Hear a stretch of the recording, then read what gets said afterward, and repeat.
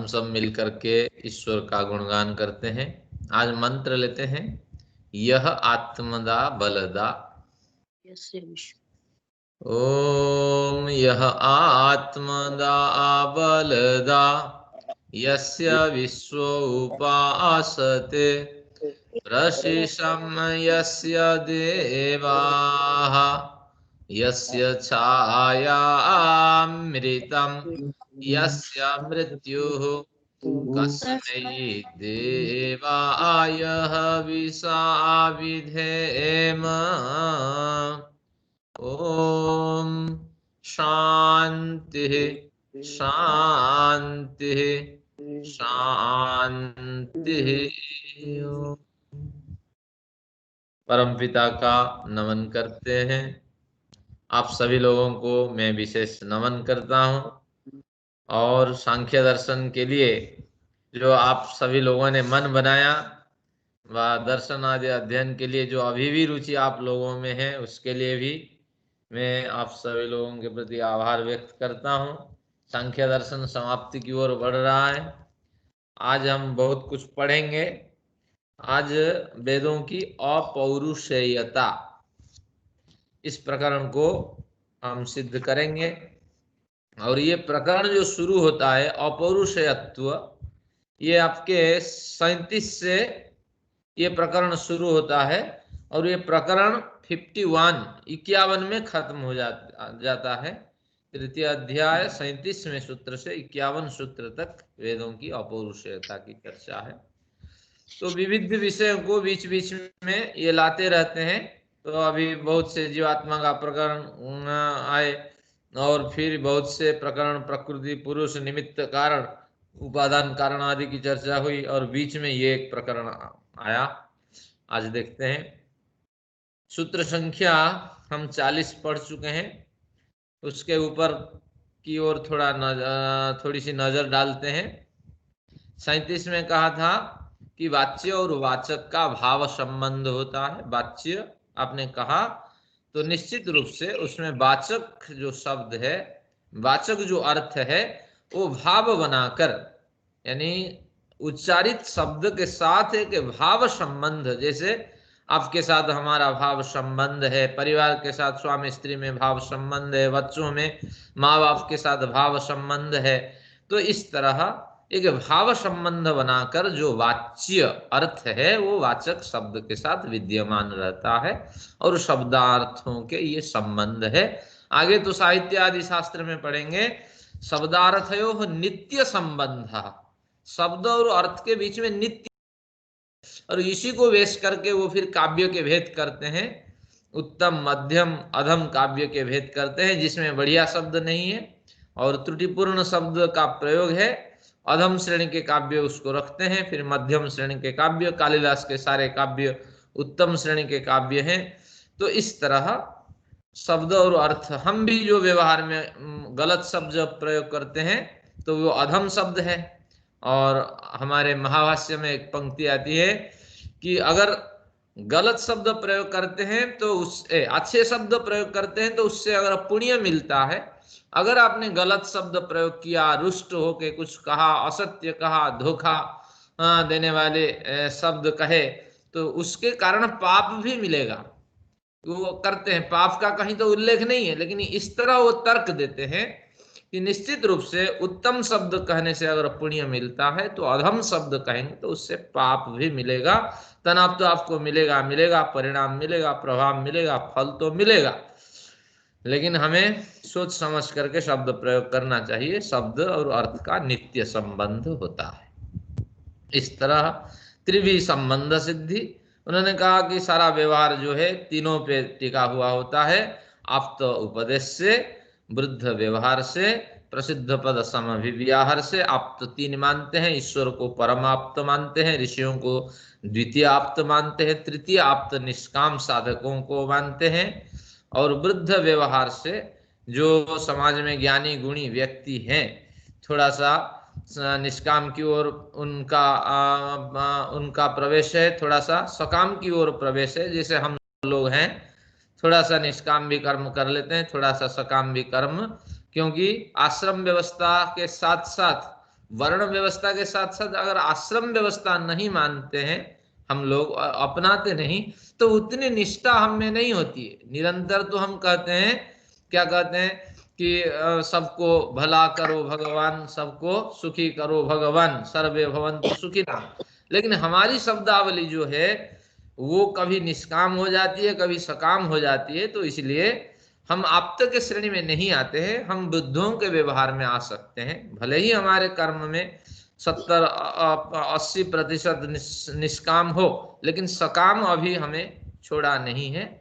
जिस समय हम वानप्रस्थि से दीक्षित होंगे, फिर संन्यास आदि दीक्षा लेंगे, तो उससे मोह आदि से दूर होते जाएंगे। उस समय हमारा पूर्ण निष्काम कर्म होगा।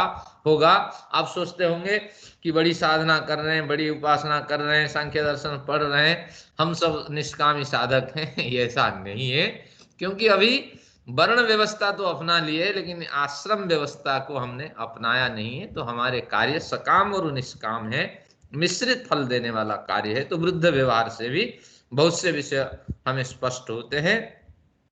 और प्रसिद्ध पद साहचार से एक शब्द आपने कहा, उसके साथ दूसरे शब्द का भी ज्ञान हुआ कि नील घोड़ा है।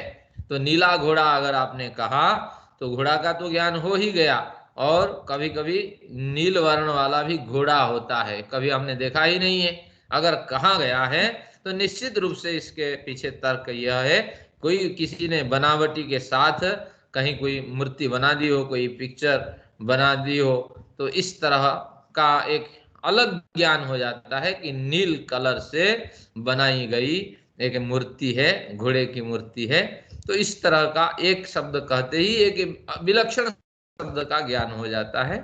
तो इस तरह आपका, या जैसे हमारे उदयवीर जी कहते हैं, किसी ने कहा कि क्या कहा, आम के पेड़ पे जाओ और कोयल को देख के आओ।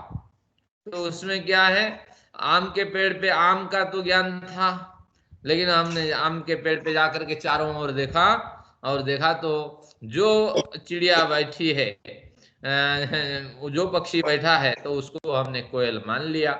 तो इस तरह आम के कथन के साथ साथ कोयल का भी ज्ञान हो जाता है। बच्चों को कोयल का ज्ञान पहले नहीं था, लेकिन आम के पेड़ में जो चिल्ला रही है, जो आवाज कर रही है, वो कोयल है। तो इस तरह का ज्ञान हो जाता है, आम के पेड़ के साथ साथ कोयल का ज्ञान हो जाता है। तो इस तरह सांख्य दर्शन पढ़ते हुए उपासना के प्रकरण का ज्ञान हो जाता है, जीवात्मा का प्रकरण जो है उसका ज्ञान हो जाता है, कैसे स्वयं से जीना इसका ज्ञान हो जाता है। तो सारा व्यवहार इन तीनों पदों पे टिका हुआ होता है। आइए अगला सूत्र कहते हैं, न कार्य नियम उभयथा दर्शनात्। कार्य शब्द का अर्थ क्रियात्मक जो वाक्य है, क्योंकि वेद ही उपदेश करता है करना क्या है। वेद के मैंने कहा था 3 स्वरूप होते हैं, विधि, निषेध, अर्थवाद। तो विधि शब्द अंदर निषेध भी गृहीत हो जाता है। विधि के वाक्य एक ले लेते हैं आपके सामने, क्या लेते हैं विधि वाक्य, कुर्वन्नेवेह कर्माणि जिजीविषेत् शतं समा। कार्यों को करते हुए 100 साल तुम जियो, ये विधि वाक्य है।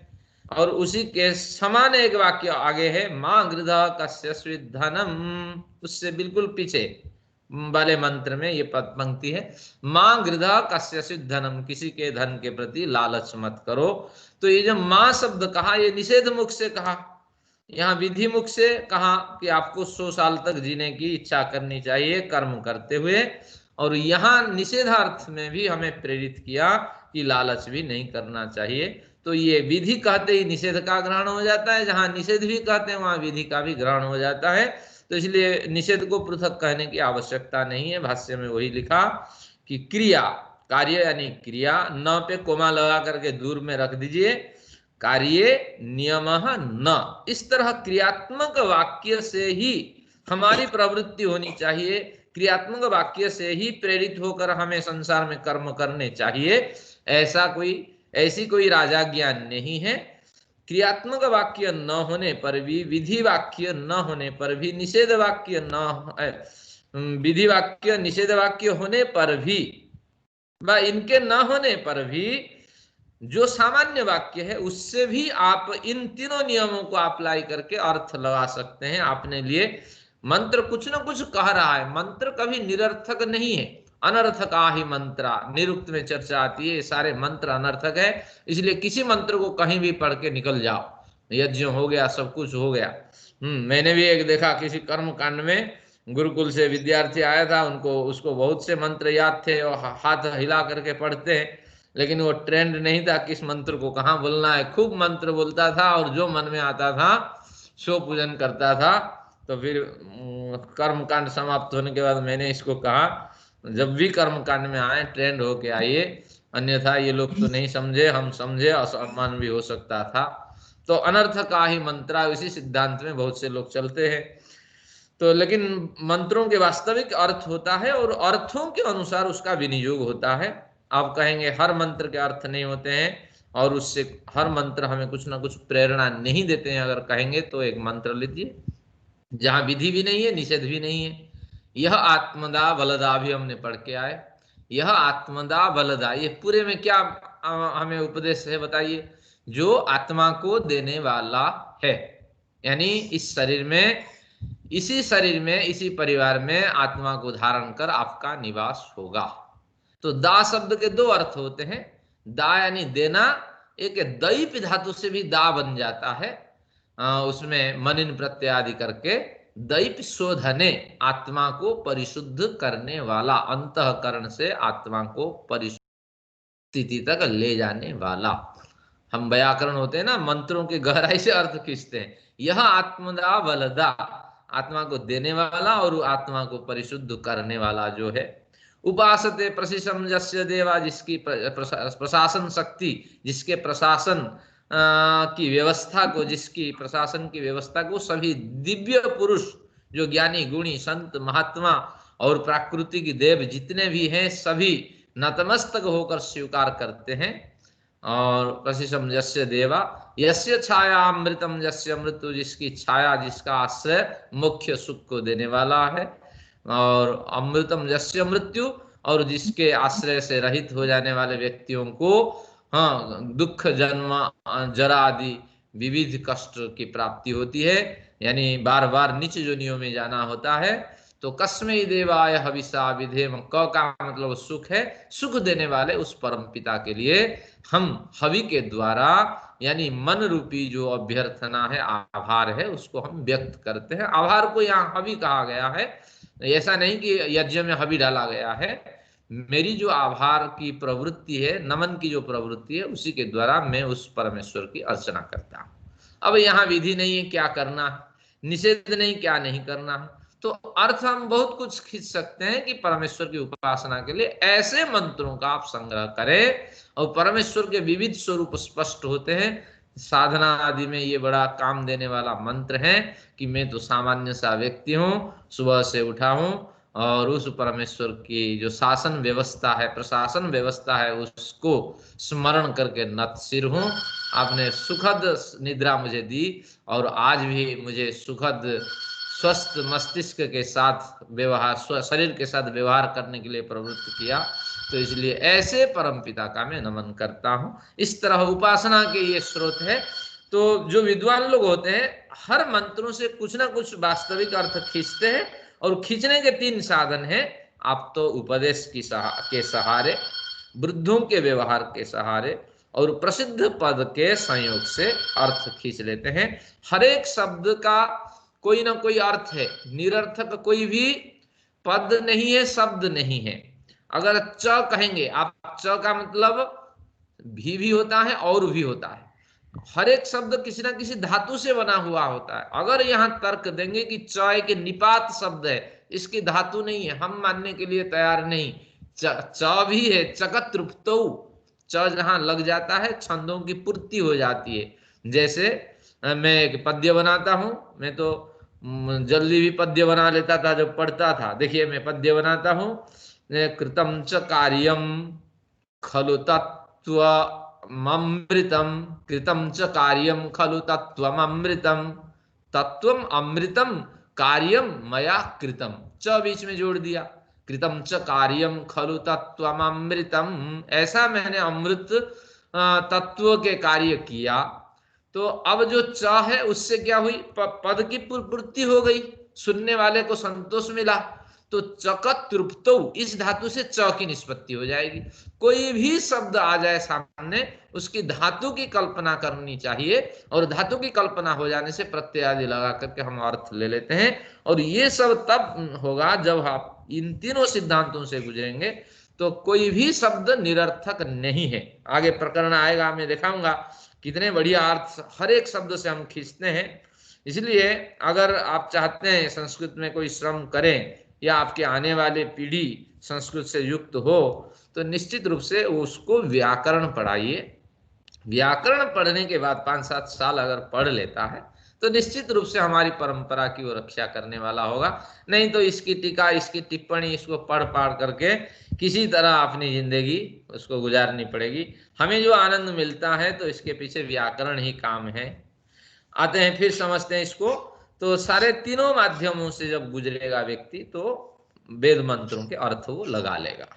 अब आते हैं 39। आचार्य जी, आचार्य जी, हाँ, आप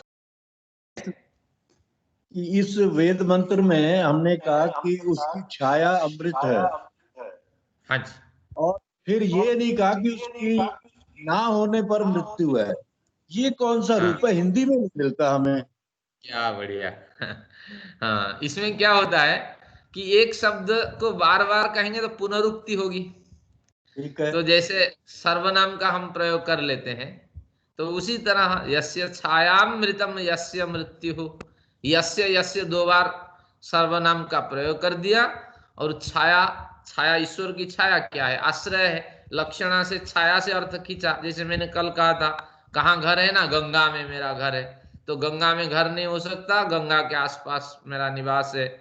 तो उसी तरह छाया से कोई अर्थ नहीं निकला, तो आश्रय अर्थ लिया। अब फिर बार बार उसी को रिपीट करना अच्छा नहीं है, तो इसलिए ऋषि को ये ज्ञान था, ऋषि को ये इस तरह साक्षात्कार हुआ, शब्द से फिर उसको जोड़ दिया कि यस्य छाया अमृतम और यस्य मृत्यु। अब किसकी मृत्यु? छाया का न होना मृत्यु। इस तरह अर्थ हमें खींचना पड़ता है मंत्रों से।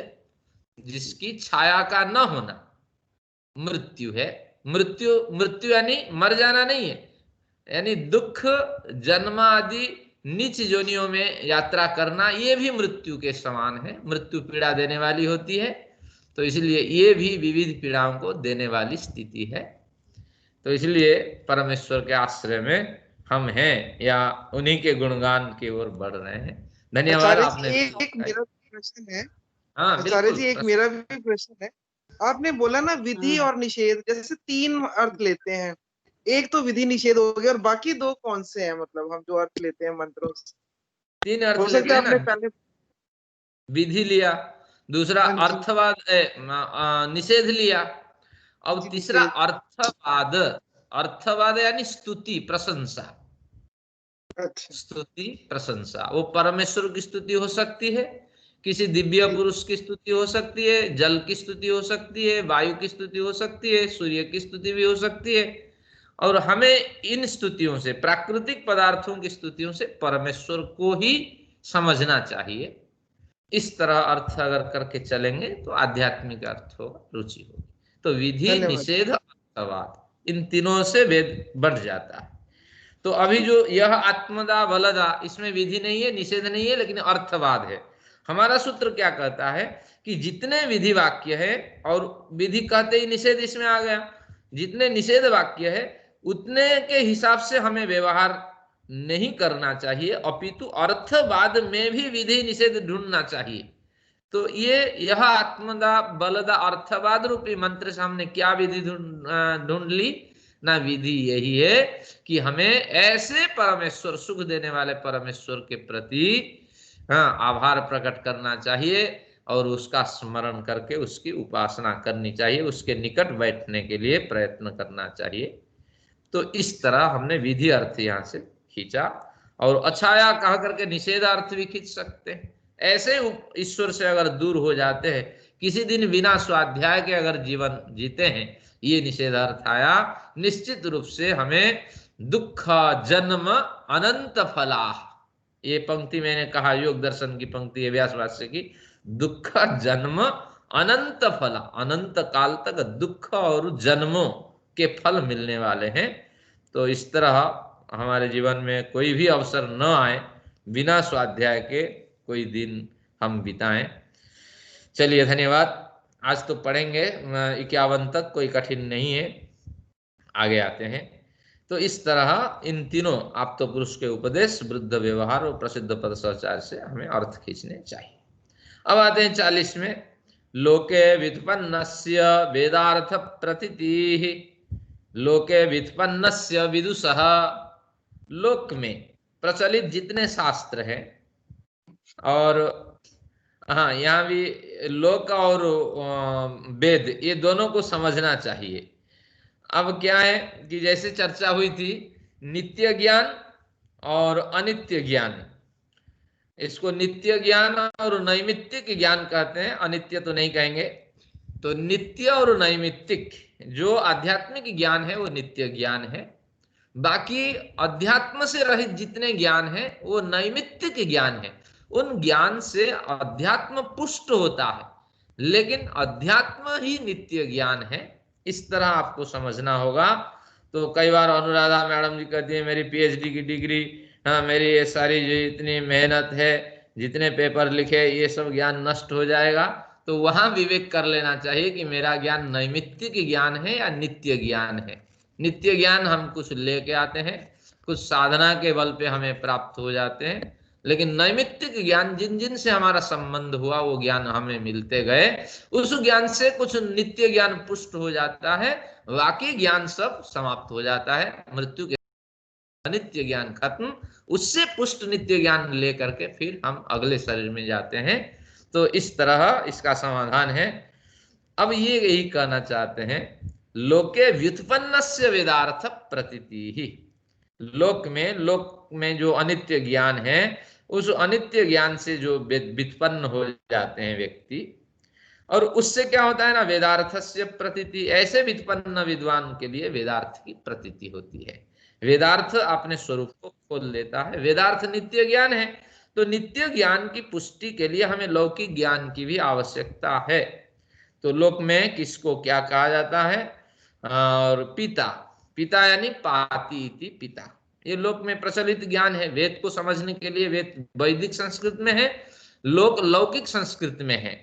तो लोक में जो प्रचलित शब्द है पिता, जो हमारी रक्षा करें, और पत्नी भी वही है, पत धातु से, ये पा धातु से भी इसकी निष्पत्ति हो जाएगी। और बहुत से लोग पद से निष्पन्न करते हैं, पद से नहीं, तो उसको प्रत्यय आदि, स्त्रीलिंग आदि प्रत्यय होकर के पा धातु को फिर पत्नी का आदेश हो जाता है। तो इस तरह ये भी रक्षा करने वाली है। किसकी रक्षा करने वाली? जिसकी पत्नी है, पति की रक्षा करने वाली पत्नी होती है, और पत्नी जो है वो भी पति की रक्षा करती है, और पति भी पत्नी की रक्षा करता है। तो इस तरह ये दोनों बेजोड़ संबंध है। पुत्र, पुत्र को पुम, पुत्र दो टुकड़े कर दीजिए। पु शब्द का अर्थ है, एक धातु है, धात्वर्थाः बहवः भवन्ति, तो एक पुम धातु की कल्पना की गई। पुम का मतलब नरक, और त्र यानी त्राण करने वाला। नरक निर्णाम क्लिश्नाति नरकम, जिस जन्म में मनुष्य को कष्ट मिलता है, दुख मिलता है, तनाव मिलता है, तो उस जन्म नरक जन्म है, तो नरक भोग है। तो उस नरक जैसी स्थिति से बच्चा आपका कल्याण करता है, आपको उधार लेता है और आपको आश्रय प्रदान करता है। तो वृद्धावस्था होते ही सब हम पुंग नरक में चल जाते हैं। पुंग यानी नरक भोग करते हैं। उस समय शक्ति अवश्य हो जाती है, शरीर काम नहीं करता, आपके सारे ऑर्गन्स काम करते हैं, जब पैर ही ना उठे तो आप देखते ही रह जाएंगे। तो वो भी एक नरक है, और उस नरक से जो त्राण करता है वो पुत्र। तो इस तरह शब्दों के ज्ञान हो जाने पर पुत्री का भी वही अर्थ है।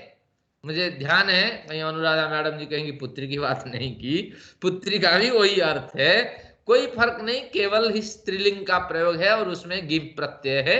पत्नी और पति दोनों पा धातु से बनते हैं। कोई विद्वान तर्क देते हैं पतनात् त्रायते इति पत्नी, पत धातु से ये बन जाता है। अर्थ तो मान लेंगे, निरुक्त के हिसाब से जो व्याकरण जन्य जो अर्थ है वो तो ग्राह्य है ही, लेकिन कुछ व्याकरण से हटकर के अर्थ, बढ़िया अर्थ मिल जाए, उसको हम निरुक्त परक अर्थ कहते हैं। जैसे इंद्र है, इंद्र धातु है, द्र दृष्टा के अर्थ में, इस सबको देखने वाला। इंद्र परम ऐश्वर्य को देने वाला। तो इस तरह इंद्र का अर्थ हो जाता है, एक दो अर्थ व्याकरण समेट जाता है, लेकिन निरुक्त में उसके 15 अर्थ कर दिए। तो ये सारे अर्थ अगर हमारे वेद के अनुकूल हैं तो भी ग्रहणीय है। पतनात्रायते, जब पतन की स्थिति आती है तो उस समय पत्नी भी पति की रक्षा करती है। तो ये अर्थ नैरुक्त परक अर्थ ग्राह्य है, लेकिन व्याकरण परक अर्थ को प्रमुखता देनी चाहिए। और व्याकरण जो है वो वही कहता है, पा धातु से जो रक्षा करे और त्राण करें वही पत्नी है। दोनों में कोई भिन्नता नहीं है, थोड़ा सा शब्दांतर है।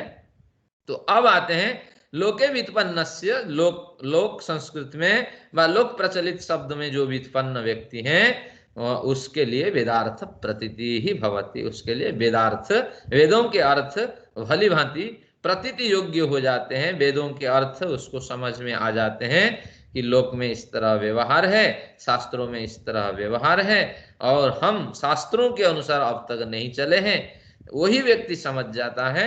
तो यानी लौकिक विद्या को पढ़ करके वेदों में श्रम करना चाहिए, ये कहते हैं। इसलिए वेदांग पढ़ना पड़ता है, फिर उपवेद दर्शन आदि पढ़ना पड़ता है, फिर वेदों में श्रम करना होता है। यही कहते हैं लौकिक शास्त्र हो करके आप गुजरिए, व्युत्पन्न व्यक्ति बनिए, फिर वेदार्थ का ज्ञान प्राप्त करें। अब आते हैं 41 में, न त्रिभिः पौरुषयत्वाद वेदस्य तदर्थस्य आतीन्द्रियत्वात्। इसमें क्या कहा कि एक शंका अपनी तरफ से उठाई, पूर्व पक्षी के रूप में एक पक्ष की कल्पना कर लेते हैं। तो न में कोमा लगा करके अलग रख देते हैं। अभी आप पुस्तक में न लगाइए, मैं केवल समझाने के लिए कहता हूं। अभी कहते हैं त्रिभी, त्रिभी को भी अभी रोक दीजिए। त्रिभी र जो है वो संधि हटने के बाद अ वहां से निकलेगा, तो न त्रिभी ही अलग करके रख दिए। विसर्ग जब भी में लगा दिए तो विसर्ग दो टुकड़े हुए, र को तोड़ देने से विसर्ग और अ दोनों निकलेंगे। तो त्रिभी में विसर्ग लगा के अलग रख दिए। अब अ वाला टुकड़ा हम यहां से उठाए, र जो प्रयोग है उससे बना जो अ है।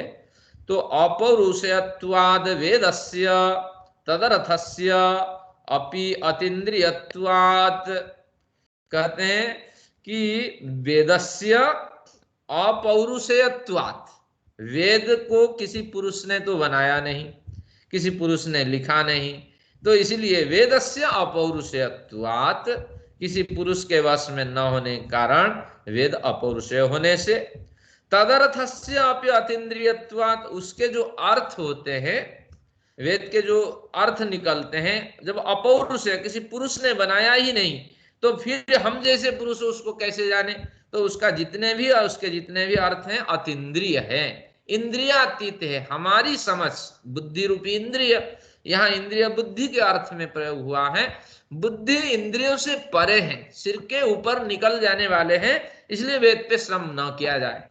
क्योंकि वेद को आप अपौरुषेय सिद्ध करना चाहते हैं, हम भी कहते हैं, सिद्धांत भी कहता है, हाँ अगर सिद्ध करना चाहते हैं तो वेदस्य अपौरुषेयत्वात्, जब अपौरुषेय कह दिया, इसके अर्थ भी हम जैसे पुरुष कहाँ लगा पाएंगे, इसलिए तदर्थस्य अपि अतीन्द्रियत्वात्, ये इंद्रियों से परे हैं, बुद्धि से परे हैं। यहाँ इंद्रिय और किसी इंद्रिय की बात नहीं, बुद्धि की बात है। तो बुद्धि समझ के परे हैं, इसीलिए सिर से ऊपर निकल जाने वाले हैं। इसलिए हम इसमें क्यों श्रम करें। न त्रिभिः, न त्रिभिः 38 में देखिए, संबंध सिद्धि ही, इस पंक्ति को लाके जोड़ देंगे। इसीलिए वेद के अर्थ को समझने के लिए तीनों जो आयाम आपने बताया था, आप्त पुरुषों के उपदेश, वृद्धों के व्यवहार, प्रसिद्ध पद साहचर्य, ये तीनों से हमें कोई अर्थ नहीं मिलने वाला है। न त्रिभी संबंध सिद्धि, कोई संबंध की सिद्धि नहीं हो सकती। इसलिए वेदों को हमें नहीं पढ़ना चाहिए, बस पुस्तकों में कपड़े में लिपट करके रख देना चाहिए। जैसे सरदार लोग क्या करते हैं, चामर डोलाते हैं, इस तरह डोलाना चाहिए। तो ये तो नमस्य है, अपौरुषेय ने किसी अपौरुषेय के द्वारा बनाया गया है। तो इस तरह एक पूर्व पक्षी तर्क रखा। जब तर्क रखा तो बड़ा दुख हुआ, इसमें दो परेशानी पैदा कर दी। एक तो अपौरुषेय कह दिया वेद को, किसी पुरुष ने नहीं बनाया, ठीक है। फिर अतीन्द्रिय कह दिया। अब एक एक करके उसका समाधान करते हैं। जो 48 है, सबसे पहले अतीन्द्रिय का समाधान करते हैं। 48 में क्या है? न यज्ञादेः स्वरूपतो धर्मत्वं वैशिष्ट्यात्, न यज्ञादेः स्वरूपतो धर्मत्वं वैशिष्ट्यात्। इसमें क्या कहना चाहते हैं? न को कोमा लगा करके अलग रख देते हैं। यज्ञादे स्वरूपतो धर्मत्वं वैशिष्ट्यात्। यज्ञादे, यज्ञ आदि के, यह आदि शब्द से किस किस को लेंगे? यज्ञ लेंगे, दान लेंगे, अध्ययन लेंगे, समाधि लेंगे, और भी आदि लगा देंगे। इतने से अध्यात्म ज्ञान की प्राप्ति नहीं होती है। जीवन भर हमें श्रम करना चाहिए। कब तक अग्निहोत्र करना है? जरामर्य सत्र, जब आपको जरावस्था नहीं आई, असमर्थता नहीं आई है। अगर समर्थता है, आप मर नहीं जाते हैं, तब तक आपको उपासना करनी चाहिए। तो इसलिए ये कहता है कि हमें इतनी बड़ी अगर साधना करनी है तो यज्ञादि से, यज्ञ, दान, अध्ययन, समाधि आदि के कारण, इनके स्वरूप के कारण धर्मत्वम यानी धर्म फलत्वम उपलब्धम भवेत। यज्ञादि स्वरूपतः धर्मत्वम उपलब्धम स्यात्। यज्ञादि स्वरूप के आचरण से, विधि पूर्वक अनुष्ठान से, प्रत्यक्ष रूप से आपको यज्ञादि जो है धर्म फल की प्राप्ति होगी, दिव्य शक्ति की प्राप्ति होगी। क्यों? वैशिष्ट्यात्, इनके कुछ विशेषता होती है। इनकी इन विशेषताओं से गुजरने के कारण आप में कुछ दिव्यत्व आ जाता है, दिव्य शक्ति की प्राप्ति हो जाती है। उदाहरण है, आप अगर 48 मिनट, ये न्यूनतम समाधि की स्थिति है, अगर इससे लेवल बढ़ाते हैं, जो लोग बढ़ाते हैं, निश्चित रूप से उनसे पूछिए, जो लोग अगर घंटे 1.5 घंटे समाधि में बिता लेते हैं, तो निश्चित रूप से, यानी एक समय में नहीं है, दोनों समय में, क्योंकि ये दो घड़ी हमें संध्या करनी चाहिए, हमें साधना आदि करनी चाहिए। तो इसलिए 24 मिनट का होता है, एक घड़ी 24 मिनट का है। तो इसलिए प्रातः काल 24 मिनट, सायंकाल 24 मिनट, महर्षि दयानंद लिखते हैं कम से कम 2 घड़ी हमें उपासना करनी चाहिए। तो इसलिए इससे अगर आप ऊपर बढ़ जाते हैं थोड़ा, तो निश्चित रूप से आपको कुछ ना कुछ अनुभूति होती रहेगी। और इन लॉकडाउन में जो श्रम करते हैं, समाधि आदि लगाते हैं, उनको बहुत कुछ सिद्धि मिलती है। और जो सिद्धि मिलती है, हमें अनुभूति उसकी नहीं होती है। रविदास की बात है, ये हमारे योग दर्शन में भी प्रकरण आता है कि समाधि की सिद्धि हो जाने पर, व आपके अंदर दिव्य गुणों के आने पर, उसका कोई आभास आपको नहीं होता है। आपकी वृत्ति उस ओर हट चुकी होती है, आप निष्काम साधक बन चुके होते हैं। मुझे ये दिव्य अनुभूति हो रही है। अगर ये अनुभूतियां हो रही है और आपको समझ है, निश्चित रूप से उसका दुरुपयोग हो जाना है। तो आपकी कहीं ना कहीं साधना में कमी है। एक रविदास रहे और वो जूता पालिश करते रहे, उनको कभी अनुभूति हुई ही नहीं कि मैं इतना बड़ा साधक बन गया हूँ, इस मार्ग पे चल गया हूँ। तो उस तरह साधकों को, वास्तविक निष्काम साधकों को कोई अनुभूति नहीं होती है, लेकिन वो निरंतर श्रम करते रहते हैं उसमें।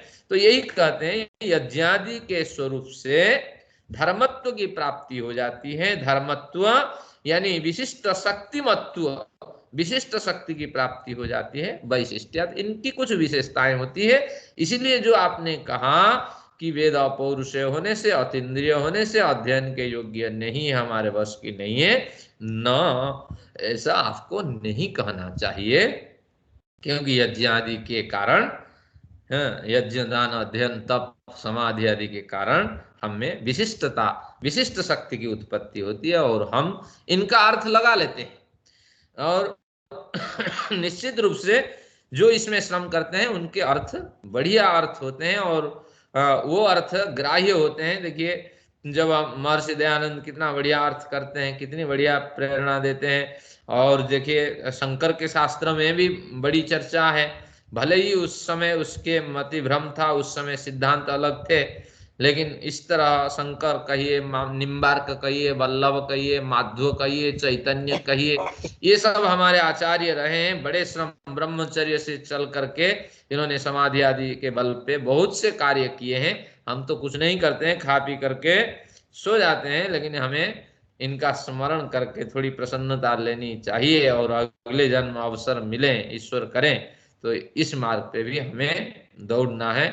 तो ये कहते हैं इस तरह आप नहीं कर सकते, कुछ शक्ति के कारण इनका अर्थ हम लगा लेते हैं। अब कहेंगे कैसे अर्थ लगाते हैं, थोड़ी इसकी चर्चा हो जानी चाहिए। उदाहरण लेते हैं, जो श्रम करते हैं वो जानते हैं, क्या जानते हैं, एक मंत्र आता है बढ़िया, किसमें, ऋग्वेद में आता है, कारूरहम ततोभिषक उपल प्रक्षिणी नाना। ये अर्थ इतना कठिन है, अब व्याकरण भी इसमें फेल है, लेकिन जो श्रम करते हैं उन्होंने इसका अर्थ खोल दिया हमारे सामने। कारू, कारू शब्द का अर्थ करोति इति कारू, जो कर्म करता है। और कौन सा कर्म है, वो कर्म करता भी कह सकते हैं, करने वाले का नाम करता है। कारू विशेष रूप से निघंटु का संकेत है व निरुक्त का संकेत है। कारू कवि को कहते हैं। तो इसलिए जो इन शास्त्रों में अध्ययन में श्रम करते हैं वो समझ जाते हैं निघंटु में कारू शब्द का प्रयोग है, और कवि के अर्थ में, विद्वान के अर्थ में मैं कवि हूं। एक ऋषि कहते हैं कि मुझ में योग्यता आ गई है, मैं कवित्व की रचना कर रहा हूं, कवित्व की रचना में प्रवीण हूं। इस तरह साधक स्वयं को माने। ततोभिषक, ततः शब्द को खोलते हैं हम, तो ततः का अर्थ वास्तविक रूप से लोक में जानते हैं, उसके बाद, लेकिन जिन्होंने श्रम किया ततः का बढ़िया अर्थ खोल दिया।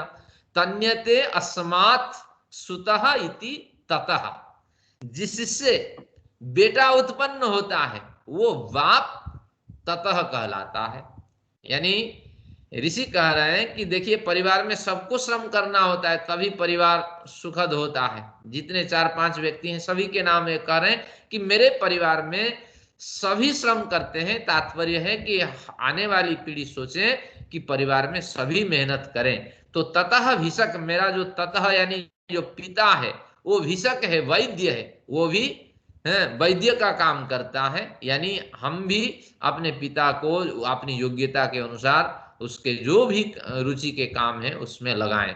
फिर ततः का दूसरा अर्थ जिन्होंने श्रम किया वो भी निकाला, ततः विस्तारम प्राप्तः सुतः इति ततः, यानी जो विस्तार को प्राप्त हुआ है, बाप से उत्पन्न हुआ है, वो पुत्र भी ततः कहा जा कहलाता है। तो पुत्र को भी ततः कहते हैं। तो ये व्याकरण से अर्थ हम खींचते हैं जिन्होंने श्रम किया है, लेकिन इसके के लिए कोई प्रमाण नहीं है। तो मेरा बेटा भी, ऋषि कहते हैं मेरा बेटा भी वैद्य है। अब उसको अध्यात्म में कन्वर्ट कर दें कि बेटे के लायक भी कर्म होना चाहिए, बेटा भी कर्म करें और वृद्ध व्यक्ति भी कर्म करें, शरीर को सक्रिय बनाने के लिए कुछ ना कुछ करें, भले ही पढ़ें, लेकिन उस समय वो कहते हैं वैद्य के काम करें, बड़ी समझ है उसको, और साथ में बेटा भी काम करे, मैं भी काम करूं। उपल प्रक्षिणी नाना, उपल बालू को कहते हैं, प्रक्षिण का मतलब है भुनना।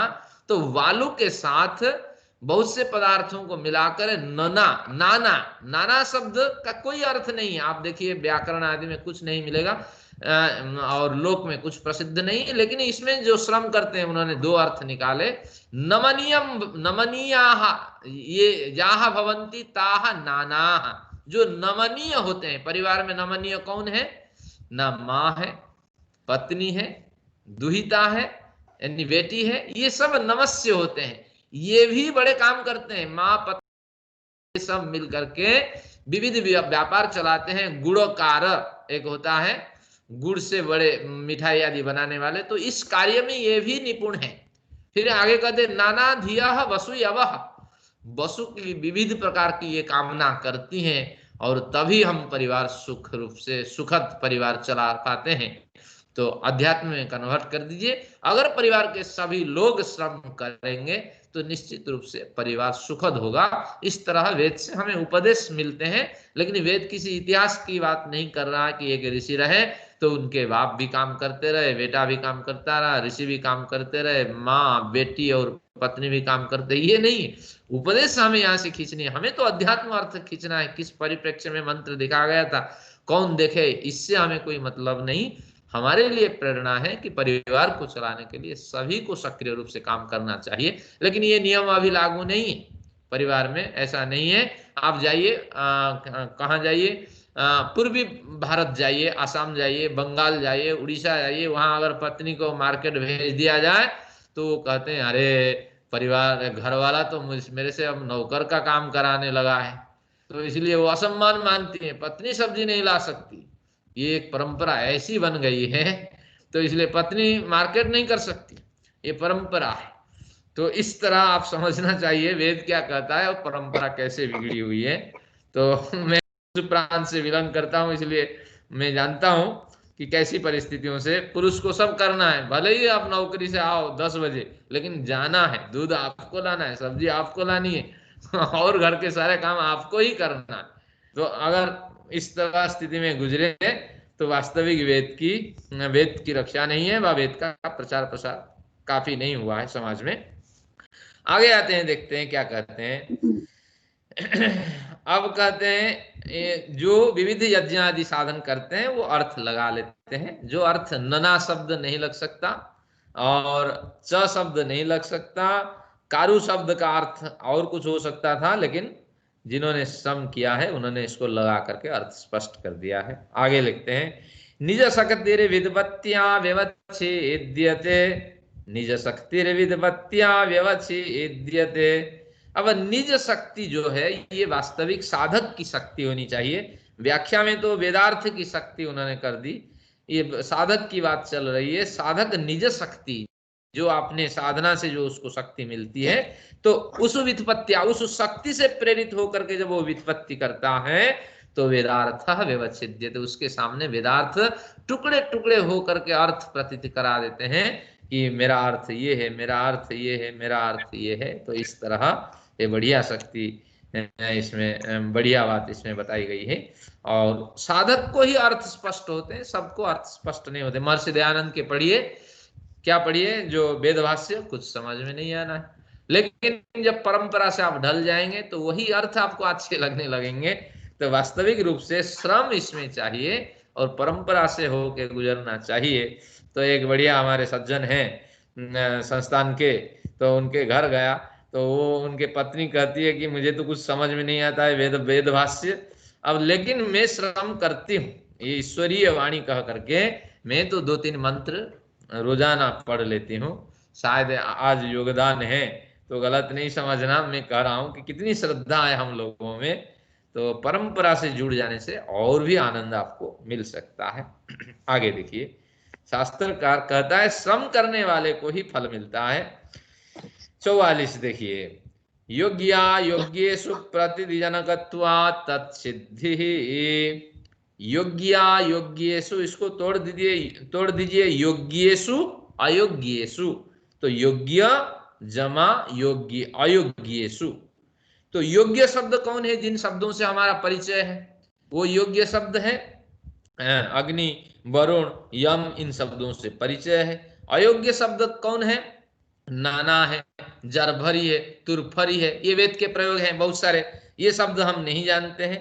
तो योग्य शब्द के नीचे एरो लगा के लिख दीजिए लौकिक शब्दों में, और जो आग की मात्रा के कारण अ निकालते हैं तो अयोग्येषु शब्द के ऊपर लिख दीजिए अतीन्द्रिय वैदिक शब्द है। तो जो लौकिक शब्द है और जो अतीन्द्रिय वैदिक शब्द है, इन सब में तो योग्येषु अयोग्येषु च शब्देषु योग्यायोग्येषु शब्देषु प्रतीति जनकत्वात्, दोनों शब्दों में प्रतीति तो होती है, ज्ञान तो छिपा हुआ होता है, समझ तो छिपी हुई होती है, लेकिन योग्य व्यक्ति ही उसको निकाल पाता है। तत्सिद्धि, ऐसा नहीं है अनर्थक वेद है, वेद में कुछ भी कह दिया गया और उसका कोई अर्थ नहीं लग रहा, ये बात नहीं है। बल्कि क्या कहता है यास्क, न एनम निर्व्रियात सुर संस्कारेण निर्व्रियात।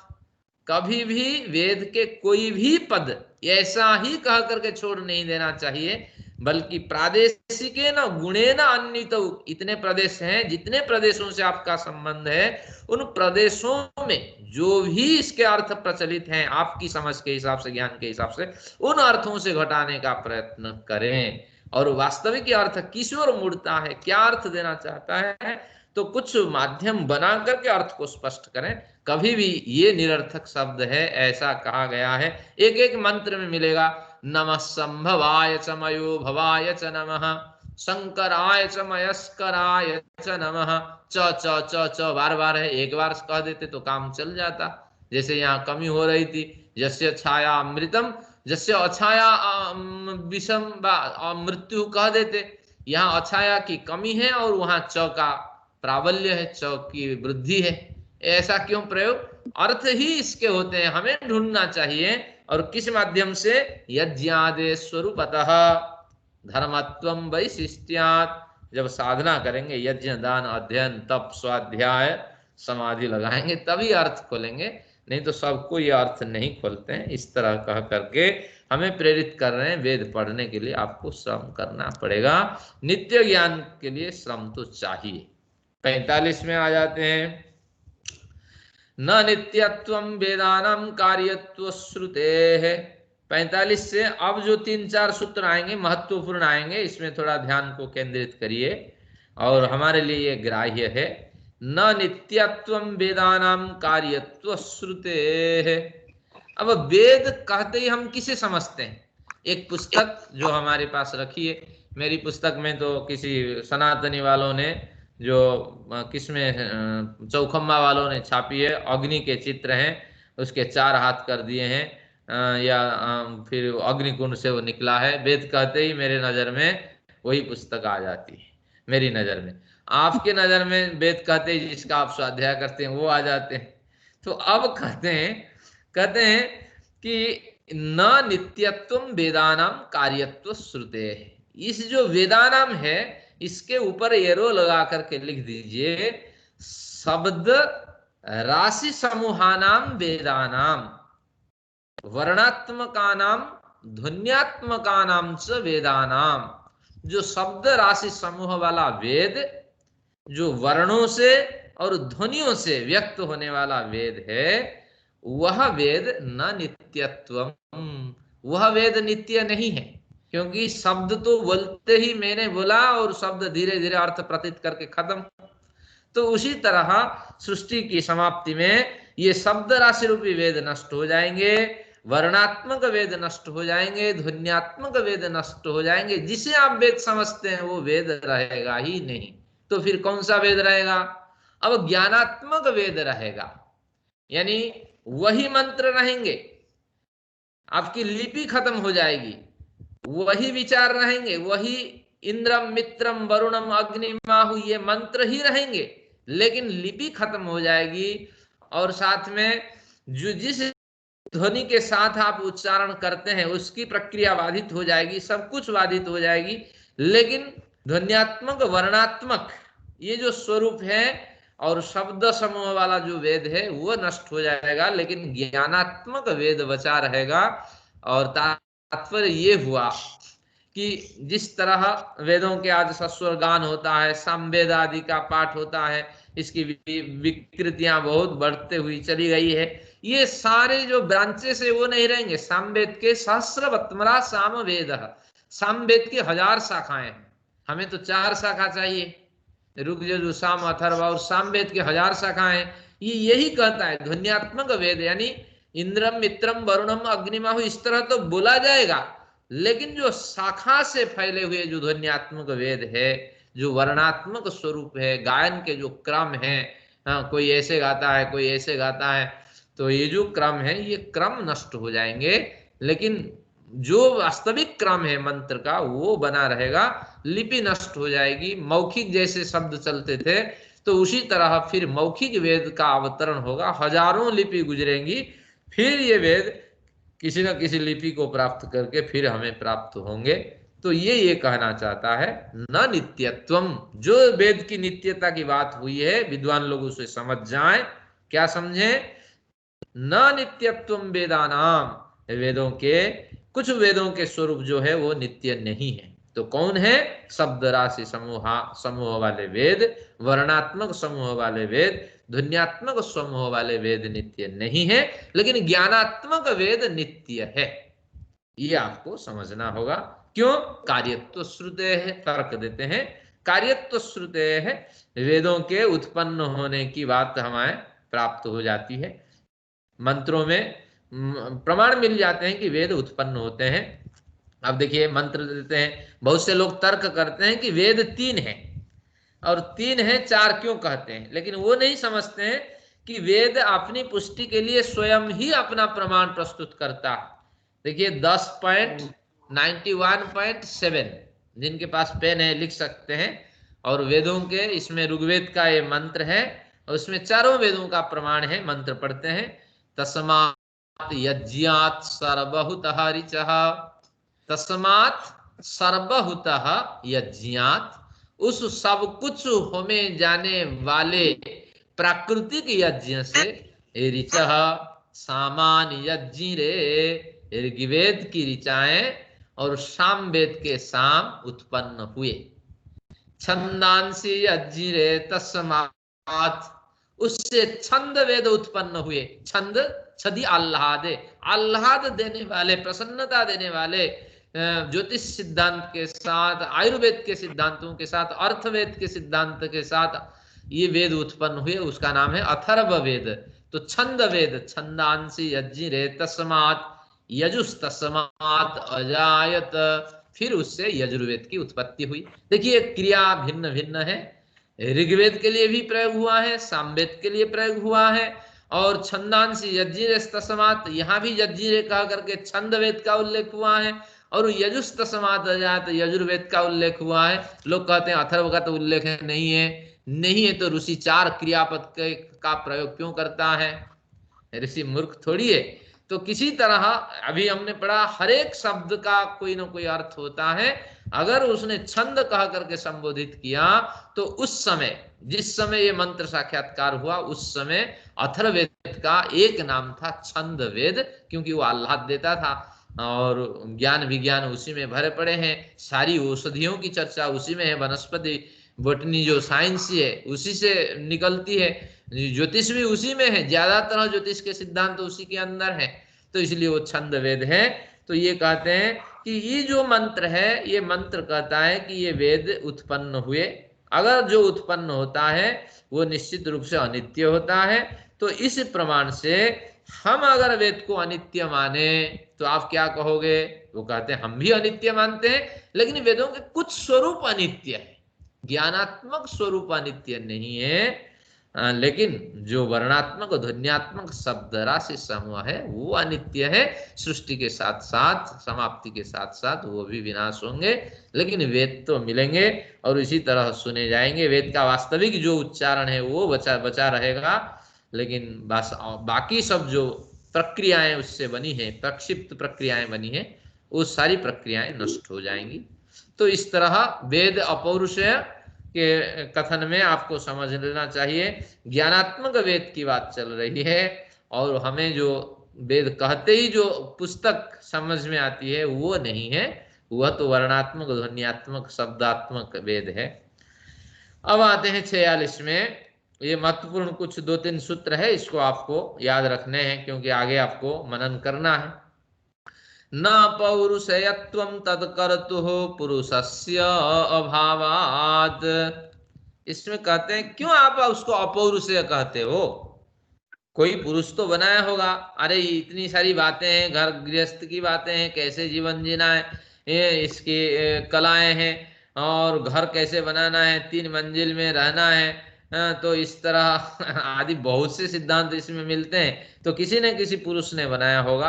कहते हैं न पौरुषेयत्वम, हम उसको पौरुषेय नहीं कह सकते। पौरुषेय यानी पुरुषों के द्वारा, हाँ, पुरुषेषु जातम पौरुषेयम तत्वम पौरुषेयत्वम, किसी पुरुषों से उत्पन्न इस तरह हम नहीं मान सकते। क्यों?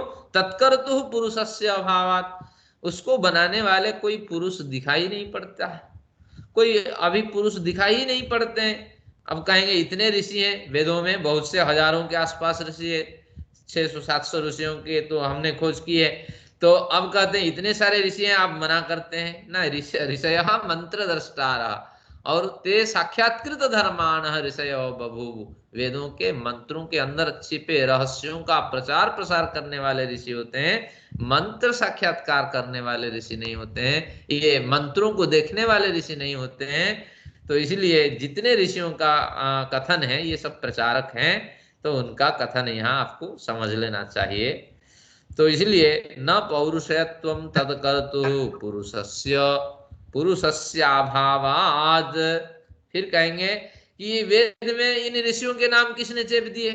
अग्नि, वायु, आदित्य, अंगिरा, ये 4 ऋषि माने, या ये 4 स्कूल ऑफ ब्रांचेस, वेदों के 4 शाखाओं के पाठशाला से वेद निकले। तो अब इसमें हमें तर्क देना होगा कि इनके नाम किसने चेपे वेद में। तो फिर वहां हमें मुड़ जाना पड़ेगा कि इनके कुछ यौगिक अर्थ होते हैं। हम प्रारंभिक स्थूल दृष्टि से इनको मानते हैं कि ये ऋषि प्रचारक हैं। अगर इसमें विवाद उठता है तो उसके यौगिक अर्थ समझते हैं। जैसे पुरुरवा का अलग अर्थ कर दिया, उर्वशी का अलग अर्थ कर दिया, कल यम का अलग अर्थ कर दिया, यमी का अलग अर्थ कर दिया, मधुछंदा का अलग अर्थ कर दिया। तो इस तरह यौगिक अर्थ हमें उनको लेना चाहिए। वास्तविक किसी ने इसको चेपा नहीं है और ईश्वरीय प्रेरणा से ये मंत्र स्पष्ट हुए। तो अब कहेंगे इस मंत्र में क्या ऐसा कुछ अद्भुत तर्क है जिसे आप अपौरुषेय कहते हो? कि ये जो मंत्र है, जिनके पास पेन है 2 शब्द लिखिए, इनको अपौरुषेय इसलिए कहते हैं क्योंकि अल्पज्ञ जीव सर्वज्ञ कल्प वेद को और सभी विद्याओं के स्थान कहलाने वाले वेद को लिख नहीं सकता, वेद को देख नहीं सकता, वेद मंत्रों का साक्षात्कार नहीं कर सकता।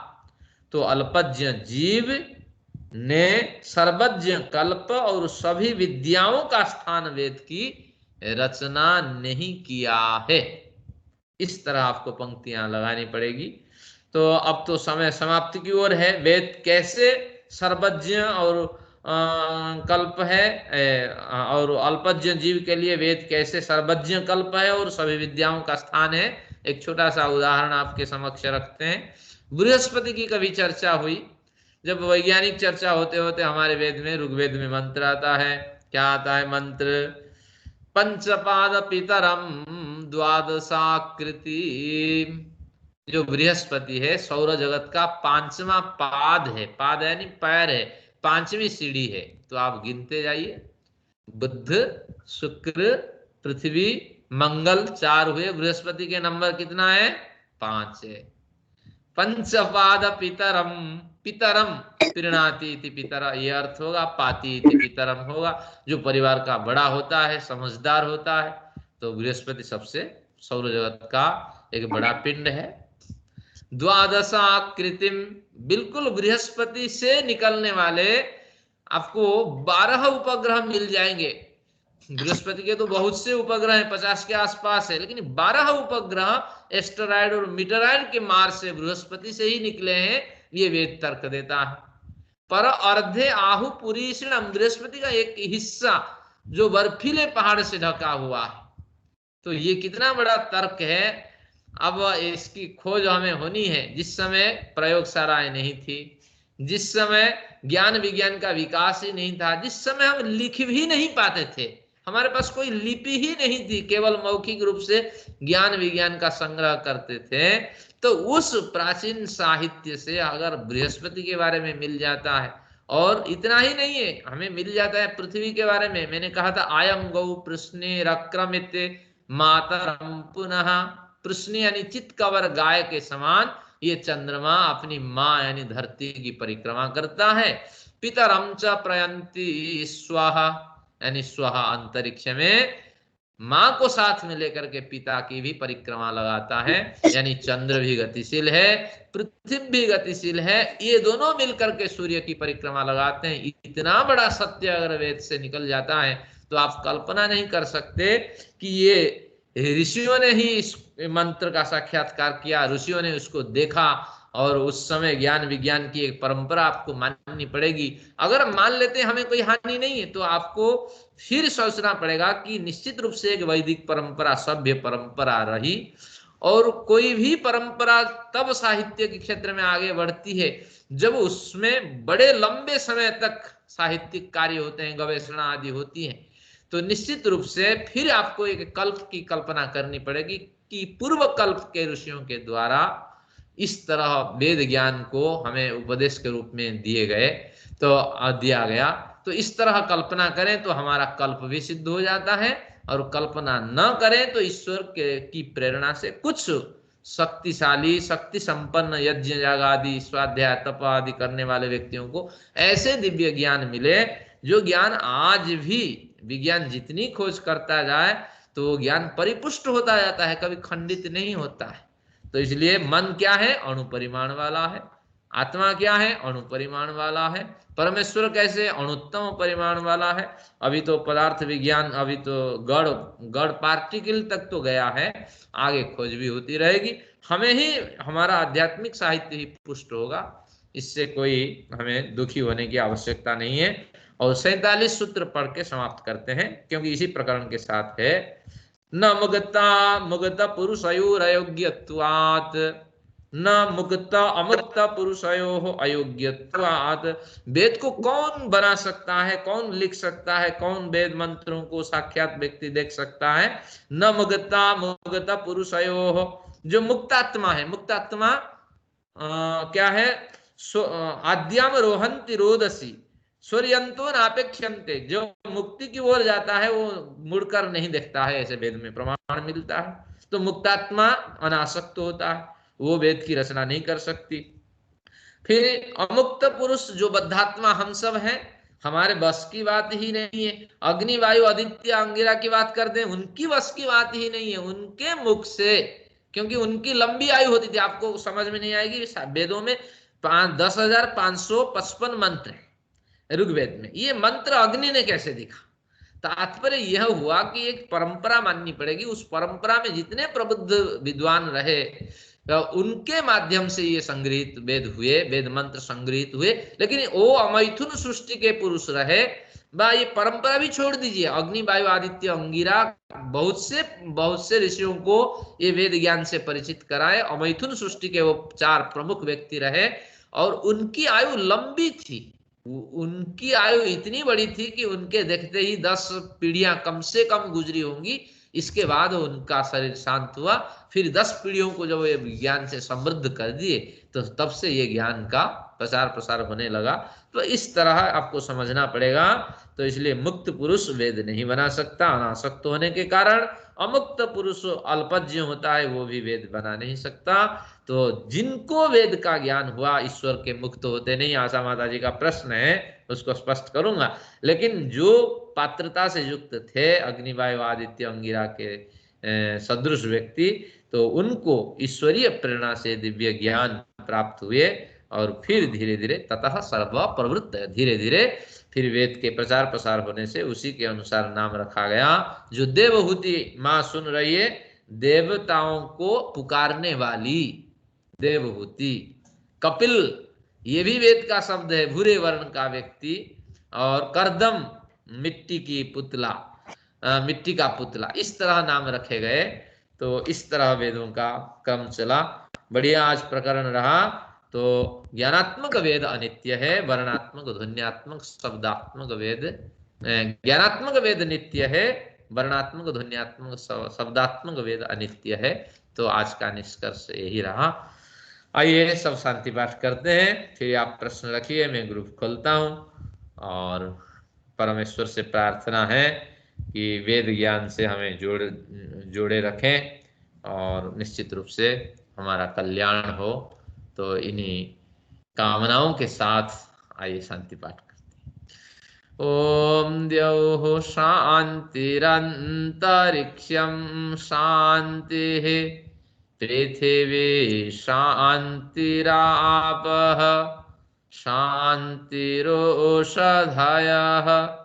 शान्तिः वनस्पतयः शान्तिर्विश्वे देवाः शांतिर्ब्रह्म शांतिः सर्वं शांतिः शांतिरेव शांतिः सामा शांतिरेधि। ओम शांतिः शांतिः शांतिः। ओम। आप सभी लोग स्वस्थ रहिए, निरोग बने रहिए। इन्हीं कामनाओं के साथ आप सभी लोगों को सब प्रेम नमस्ते। ओम।